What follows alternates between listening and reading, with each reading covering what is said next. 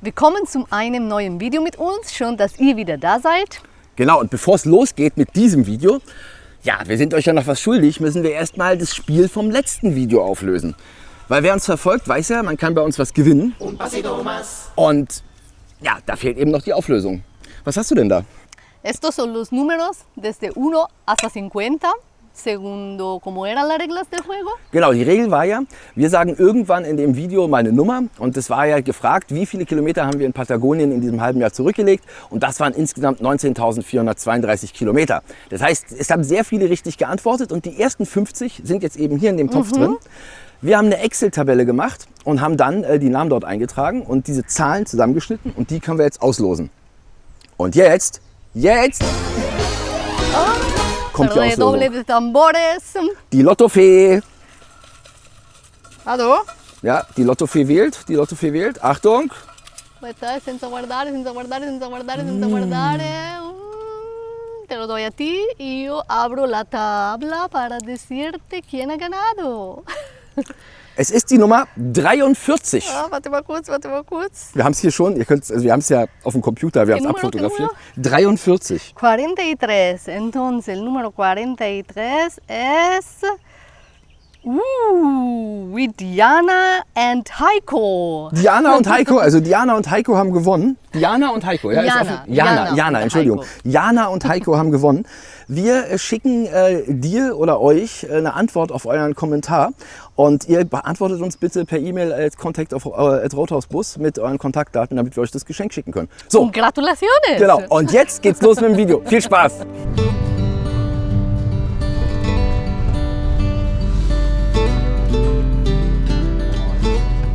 Wir fahren an der brasilianischen Küste entlang. Genauer gesagt sind wir noch immer in der Region Santa Catarina. Wir suchen die schönen und friedlichen Strände, die es hier geben soll. Aber bisher fahren wir nur durch Städte mit Hochhäusern, bis wir endlich Bombiñas erreichen. Ve como es abierto, pero hay que contactar el propietario por WhatsApp. Él es camperista también. Y dices perros y todo. Ha dicho a la playa en verano no, pero ahora según lo que lo dijo el propietario pueden acceder. Él se ha ido por la mañana, ha dicho que no tuvo ningún problema. Okay, perfekt. Nach Blumenau wieder am Meer zu sein, ist total schön. Wir sind hier in Bombiñas und Bombiñas ist so eine Halbinsel und wirklich total toll gelegen. Und wir sind hier am Videoschneiden, also Alessandra macht das nächste Video fertig und stehen halt hier wirklich ganz toll. Aber bei mir gibt es Tee, weil mich hat es komplett ausgenockt. Also ich habe mir auf dem Oktoberfest irgendwas eingefangen. Also entweder da oder, ja doch, es wird wahrscheinlich doch gewesen sein. So schwer von auszugehen, ist ja 2 Tage her. Ja, dementsprechend, ich hau mich jetzt ins Bett, ich mache heute gar nichts mehr. Lass die Alessandra alleine. Suchst du Musik? Lustige Musik. Bei mir ist heute Sendepause. Das würde ich am meisten vermissen. Weil die immer so viel kuscheln will. Und immer wenn ich mich hinlege und schlafen will, dann kommt sie mit. Immer. Jedes Mal. Außer es ist zu heiß, dann ist kein Bock. Aber so mag die das total gerne zu kuscheln.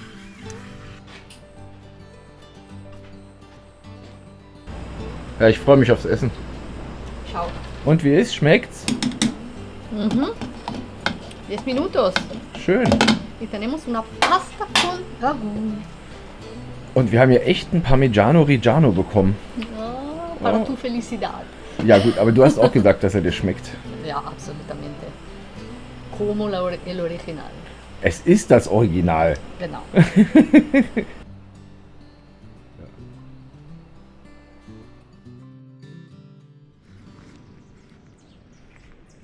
So, haben uns jetzt mal fertig gemacht zum Strand. Es ist endlich gutes Wetter, hat ja die ganze Zeit geregnet und wir haben uns nur mit dem Videoschneiden beschäftigt. Aber heute ist schönes Wetter, da freuen wir uns drauf und naja, Wilma geht es halt auch immer schlechter, also wollen wir die Zeit noch genießen, die wir mit ihr haben. Und die mag der Strand total gerne. Und das ist auch nicht weit von hier, das ist direkt vor der Tür. Und heute ist endlich mal kein Wind und schöne Sonne und ja, wir haben hier den perfekten Platz unterm Baum, das ist schon richtig, richtig cool. Genau, und jetzt schnappen wir uns die. Richtig spielen können wir natürlich nicht mehr mit der, aber halt kuscheln und ein bisschen die Füßchen ins Wasser. Da freut die sich bestimmt. Bist du fertig? Más o menos? Das ist unser Chaos hier. Okay, ich freue mich.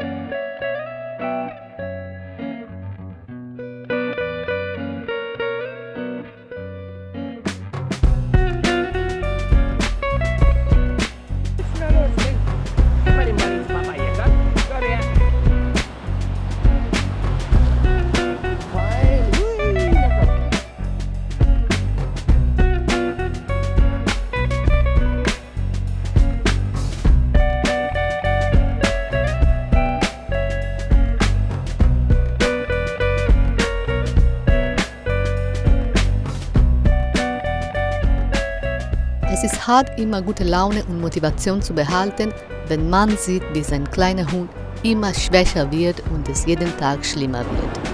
Aber wir müssen die schönen Momente nutzen, solange es sie gibt. Naja, wir wissen halt, dass es die letzten Tage sind und sie nimmt ja mittlerweile auch nicht mehr nur ihre Cannabis-Tropfen, sondern die kriegt eine Vierteldiazepam am Tag, damit sie halt ihre Krämpfe da nicht kriegt oder zumindest ihr die Krämpfe egal sind. Das Schlimme ist ja, dass ihr das psychisch zu schaffen macht und dadurch isst sie dann halt nicht und dadurch wird es ja noch schlimmer. Ja, das heißt also, wir müssen immer gucken, dass sie halt gut drauf ist und Lust hat zu essen. So, wenn die immer schön fleißig isst, dann ist ja auch alles okay. Naja, Moral von der Geschichte ist, dass sie jetzt natürlich am Strand gespielt hat, gerannt ist ohne Ende. Finden wir auch voll schön. Lieber soll sie rennen und 10 Tage früher eingehen, als dass er in der Ecke liegt. Aber jetzt braucht die halt definitiv eine Vierteldiazepam und ein bisschen Zucker, damit die wieder gerade gerückt ist. Naja. Wie geht's ihr?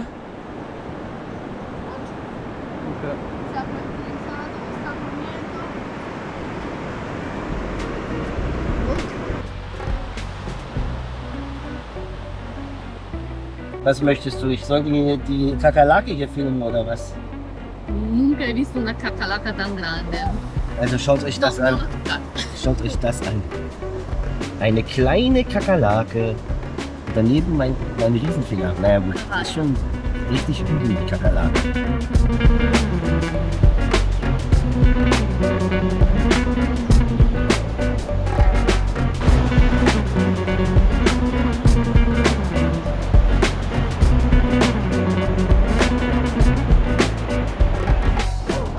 Ja, Mali hat jetzt die Krabbe entdeckt und traut sich nicht mehr an ihren Ball ran, weil der Ball zu nah an der Krabbe dran liegt und die Krabbe ja noch halb lebt. Ja, was ist da? Was ist da? Ja, hol mal den Balli. Hol mal den Balli jetzt hier, los. Na, jetzt hol den Balli. Jetzt hol den Balli, los. Oh.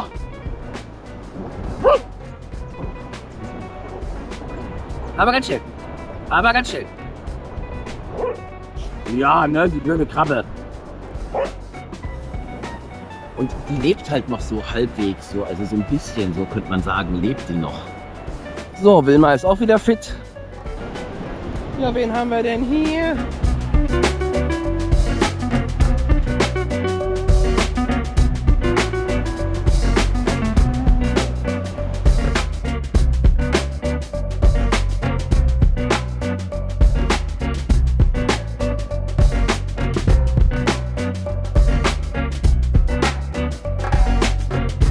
Schön hier, ne?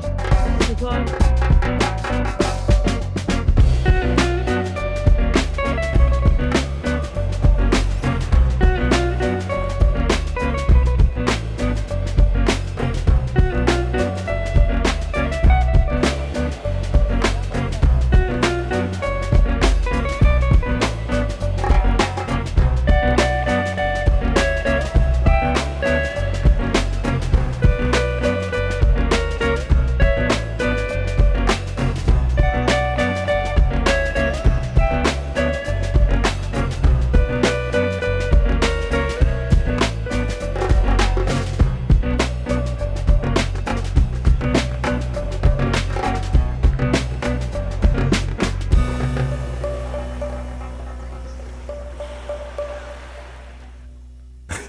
Jetzt hat es ja hier irgendwie tagelang geregnet, wir konnten gut arbeiten und seit gestern ist es so heiß. Ich habe mich gestern am Strand so dermaßen verbrannt. Ja, also, und wir waren vielleicht 2 Stunden in der Sonne, den Rest saßen wir im Schatten. Ich bin ja nicht so ein Sonnencreme-Freund, also lieber im Schatten sitzen und sich nicht eincremen oder ein T-Shirt anziehen, als sich diese Brühe da auf dem Körper zu schmieren. Auf jeden Fall geht es für uns weiter. Wir werden diesen schönen Platz verlassen, also obwohl wir hier doch sehr, sehr glücklich waren.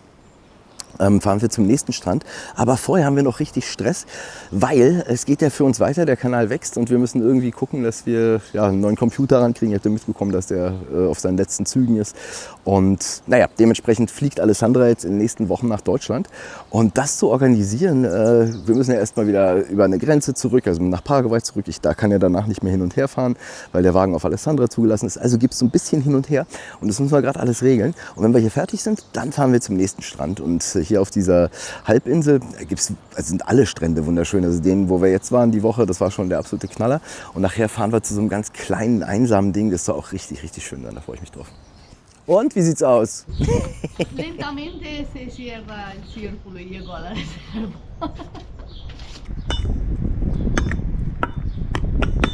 Mausi, willst du rauskommen?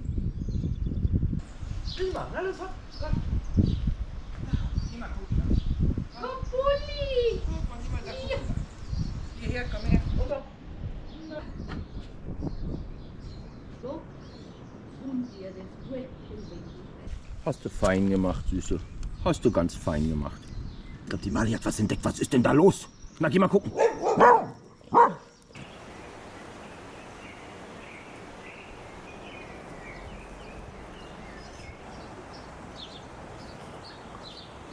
Wir haben festgestellt, dass wir nicht alleine hier auf dem Campingplatz sind. Mit der Sonne kommt der beeindruckende Teju aus seinem Versteck.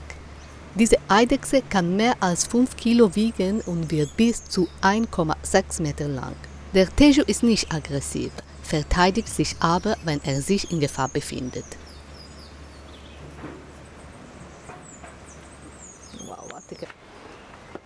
Am Ende stellen wir fest, dass es 2 Exemplare sind, ein Männchen und ein Weibchen. Aus.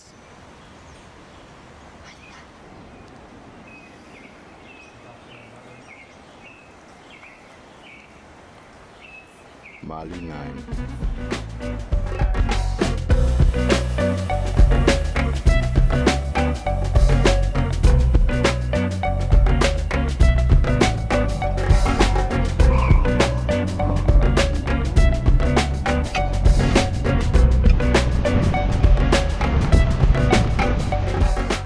Bombinhas hat total viele Strände. Wir sind jetzt zu einem ganz kleinen gefahren, der ist ein bisschen abgelegen, das heißt Tahinia. Und es ist so bildschön. Also was sowieso anders ist hier als zum Mittelmeer. Also Palmen gibt es ja auch am Mittelmeer, aber hier ist halt eben so ein ganzer Urwald von Palmen. Und die Palmen sind ja auch andere Palmen. Und dann hast du weißen Sandstrand und immer diese Buchten. Also das ist echt total geil. Achtung, ich laufe jetzt mal da, kann man nach vorne. Das ist echt der Knaller. Na, wer bist du denn? Hi. Ja, und Bombinhas hat überall diese Buchten, in denen diese Steine, also diese großen Steine rumliegen. Und dann ist eben alles bewaldet mit Palmen, irgendwelchen, weiß ich was nicht, Urwaldbäumen, Lianen, also echt total krass. Und dann ist es hier so ein total schöner kleiner Strand. Das sind jetzt hier vielleicht 150 Meter bis zum Ende. Und total ruhig. Ach, total toll ist das hier.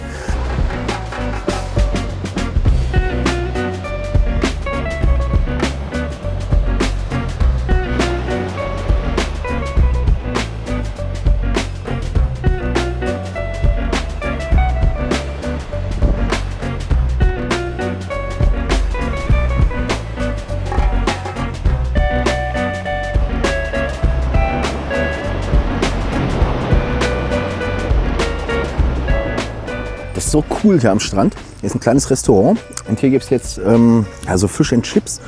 Ich habe erst gedacht, naja, ganz schön teuer. Aber es ist nicht teuer, weil es ist eine mega Portion und dazu noch Kokosnuss. Richtig cool. Voll brasilianisch. Brasilianisch?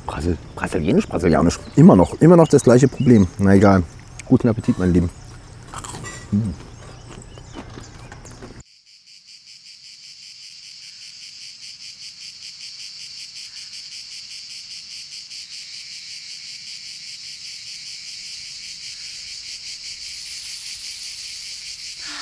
Tá ouvindo? As cigarras cantam, o dia amanhece. Tururururururu. O tempo é bonito, o sol nasceu. O samba de Olinda.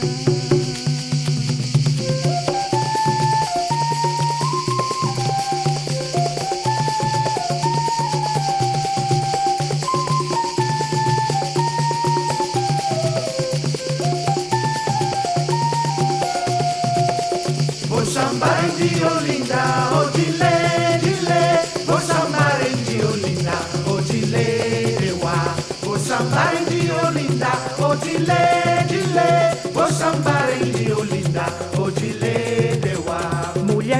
nunca não come Odilê, Dilê, farinha do mesmo dia. Odilê, deu a, se ela come ela morre. Odilê, Dilê, e o filho não se cria.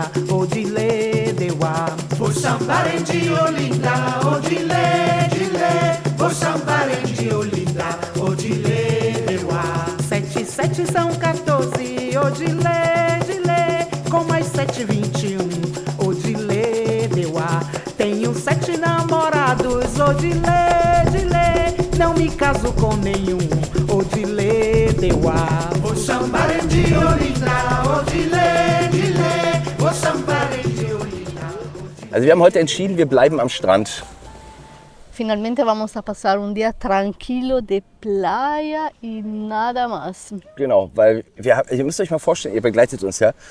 Wir haben jetzt ein Jahr lang zwar immer mal wieder mehr gesehen, wir waren an so vielen Orten, aber relaxed, also wirklich so dieses Urlaubsding, so wie in Italien, war es nie, oder? Ja, Das war zwar alles mega casi Abenteuer, nunca. also wirklich, La wirklich verdad. nicht. Und jetzt kommen wir hier gestern an diesem Strand hier. Das ist wirklich unglaublich. Das Meer ist schön Paradiso. warm. Das war absolutes Paradies. Also wirklich. El mar es calmo, como me gusta, sin olas. Die Hunde wollten auch rein, sogar Wilma ist noch mal schwimmen gegangen. Also die hat die ganze Zeit ja wirklich keinen Bock mehr gehabt. Also total War cool. fantastico. Und der Strand hier ist weiß. Ich meine, also es ist wirklich weißer, total feiner Sand. Drumherum ist Urwald, grün und also es ist wirklich ganz einzigartig. Und wenn man von hier jetzt Luftlinie guckt, dann kommt da Florianopolis. Und Florianopolis ist mega touristisch mit so riesigen Hochhäusern. Und ihr seht ja im Hintergrund, hier ist also so eine kleine Beachbar. En este lugar nos dijo el chico del bar ayer que viven 15 personas. Hier, en genau, esta hier playa. wohnen 15 Leute. Aber es gibt eben eine geile Bar und es gibt Kokosnusswasser, es gibt richtig leckeren frittierten Fisch, haben wir gestern schon gegessen. Und deswegen haben wir entschieden, wir machen heute gar nichts. Und ihr könnt uns dabei begleiten. Não maltrate os meninos, Odilê, Dilê, que nunca te maltratou, Odilê, deu a. Eu aqui conheço Odilê, Dilê, e você já namorou, Odilê, deu a. Vou sambar de Olinda, Odilê, Dilê. Vou sambar de Olinda, Odilê, deu a. Vou-me embora, Odilê, Dilê, porque já disse que vou, Odilê, deu a. Sal dos donos dessa casa, Odilê, Dilê, minha senhora e meu senhor, Odilê, deu a. Paraíso. Total, ne? Sí, me gusta mucho. Siempre tranquilo. Ahora ha subido un poco de viento. Sopla el viento, es maravilloso. I love it. Das ist echt ein Paradies. Aber die Sonne, die knallt so krass. Also wir sind ja schon jetzt lange in Südamerika und wir dachten eigentlich, wir halten ein bisschen was aus. Und nach 2 Stunden Sonne, also ich bin krebsrot, komplett verbrannt. Also echt super krass. Und jetzt kommt was echt Leckeres zu essen. Wir haben uns was echt total Cooles bestellt. Freue ich mich total drauf.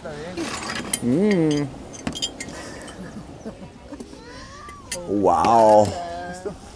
Obrigado. Wow. So, schaut euch das mal an. In Brasilien ist immer viel. Also es ist hier scheinbar total normal, dass man eine riesen Portion kriegt und dann mit der Aussicht direkt in der Bucht. Was total cool hier ist, haben wir auch noch nie erlebt. Also das Restaurant hier, das fragt dich, wo du essen möchtest. Die sagen dann zu dir, möchtest du noch einen Tisch haben oder möchtest du auf dem Boden essen? Kommst du da zu den Sitzplätzen? Und dann servieren die hier das Essen direkt am Wasser. Das ist echt richtig, richtig, richtig cool. Also eine Freiheit, unglaublich. Ich liebe Brasilien.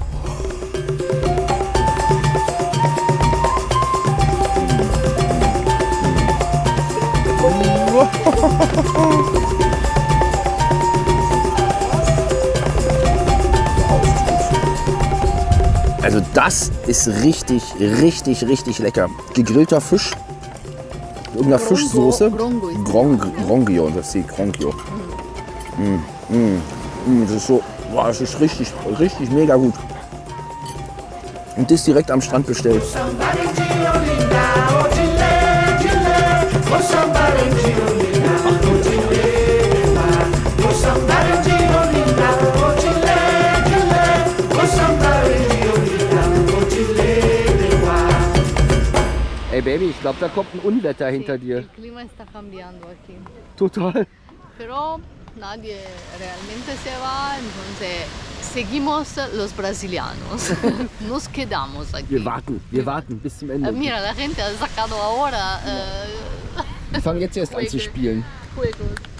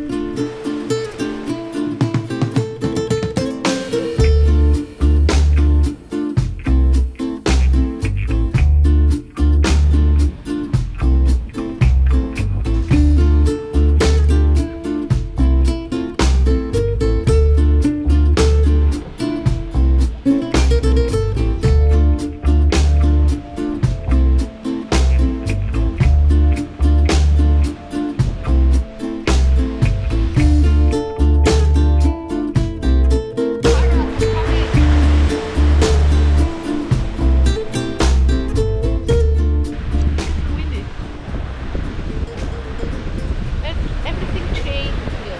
Todo cambia. El mar se va agitado, el viento sube. Pero es siempre un placer, ¿no?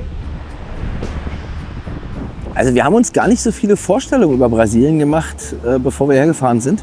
Und sind ja jetzt hier so seit jetzt einer Woche in Bombinhas. Ja doch, genau seit einer Woche. Und was wir überhaupt nicht erwartet hätten, ist dieser unglaubliche Service hier. Also wir sind hier am Strand und es ist ja normal in Italien, Spanien, dass sie so liegen sind mit Tischen und da kann man sich da hinsetzen halt und dann wird man halt bedient. Kostet aber Schweine viel Geld und man muss dann halt auch was trinken. Kommt man hier hin, dann fragen die einen, ob sie den Tisch mit hinstellen sollen oder einen Sonnenschirm, kostet auch nichts. Bestellen ist dabei nicht mal Pflicht. Und was aber total krass ist, du kannst dir wirklich aussuchen, was du hier machst. Also es gibt da überhaupt keine Regeln. Wäre in Italien am Strand überhaupt nicht möglich. Also du kannst dein eigenes Essen mitbringen, aber vielleicht nur ein Bier trinken. Oder du bringst deine eigenen Getränke mit und holst dir irgendwann mal Pommes. Das bringen die dir denn auch an den Strand, da wo du sitzt. Also nicht hier nur, sondern da hinten. Und, also das ist echt krass. Und da hinten. Und wie soll ich sagen, also total lieb, also auch Essen, also wirkliche Essensplatten, so Fischschweinswegen mit Pommes oder wie auch immer und Salatbeilage. So, und dann fragen die dich, na, willst du dich nicht oben hinsetzen ins Restaurant? Und ich sage, nee, ich würde gerne am Strand sitzen bleiben. Nee, dann bringen wir dir noch einen Tisch, dann stellen die dir wirklich den Tisch auf die Decke und dann kannst du da essen. Also Brasilien in Sachen Servicefreundlichkeit, also das ist in Deutschland ja, also gab es noch nie oder lange, lange tot. Also ganz, ganz krass. Also wirklich super, super lieb und wirklich Zeit und die rennen hier zeitweilig 500 Meter den Strand runter und bringen denen die Cocktails. Also schon richtig cool. Und vom Preis her,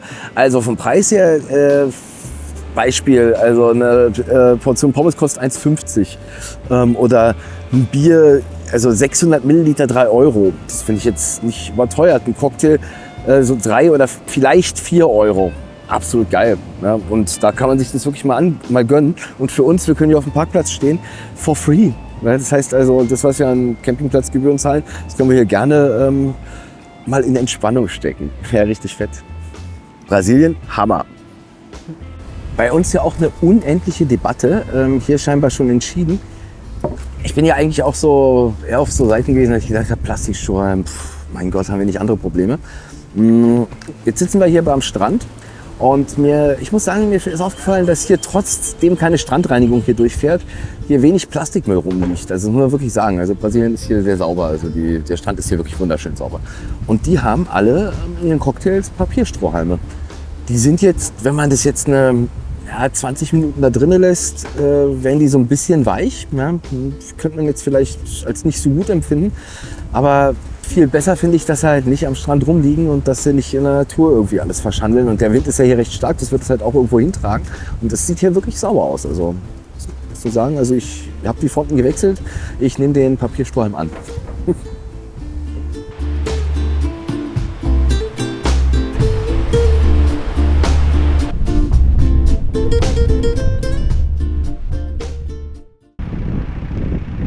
Vai, Schatzi, gira, gira. Geh mal kurz.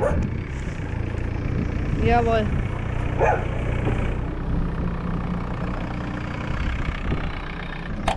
So. Andiamo. Auf geht's. Ja, du, wer bist du? Bist du Pata? Ja, Pata. Round.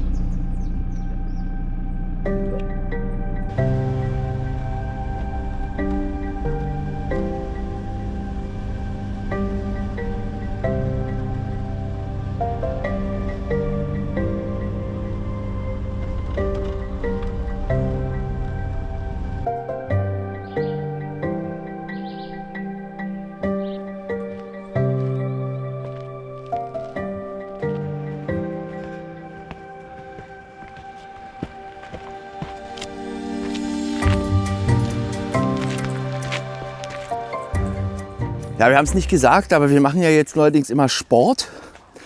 Und na gut, übertrieben, wir machen jetzt Sport. Alessandra treibt mich hier gerade einen Berg rauf, weil wir hier eine tolle Aussicht haben. Und den Morro, wie heißt der Morro hier? Dos Macacos. Dos Macacos, die 2 Makaken. Gibt aber keine Affen. Das heißt nur so. Man darf sie halt auch nicht füttern, aber es gibt sie nicht. Ja, das jetzt am Morgen, direkt nach dem Frühstück, ist das Beste, was man machen kann. Herz-Kreislauf-Training, Kraft für den Tag. Da freut. Was? Ich bin der unsportlichste Mensch des Planeten? Das kann doch gar nicht sein, was sie sagt. Naja, muss man ja nicht glauben.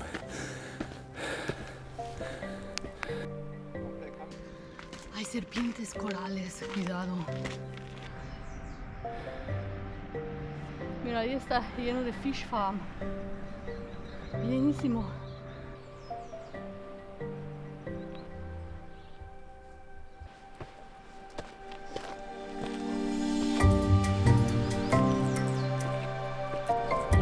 Es casi llegado, Chachi. Ja, Tomas tus últimas fuerzas. ganz schön steil, ey.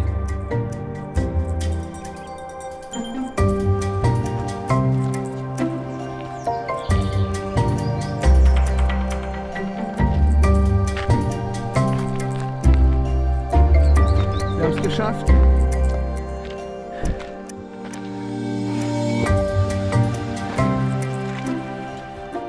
Na, guckt euch mal die Aussicht an. Das ist doch schön. Achtung. Boah, ist ja der Knall. Ja, und nochmal darüber ist es gleich so eine Halbinsel. Guck mal.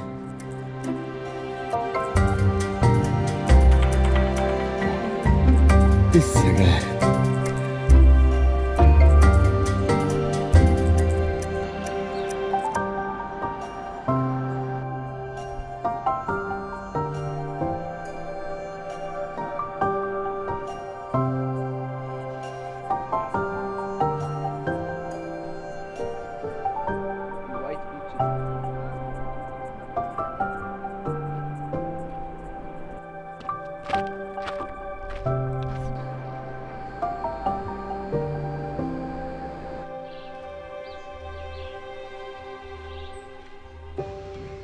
Der unsportlichste Typ aller Zeiten.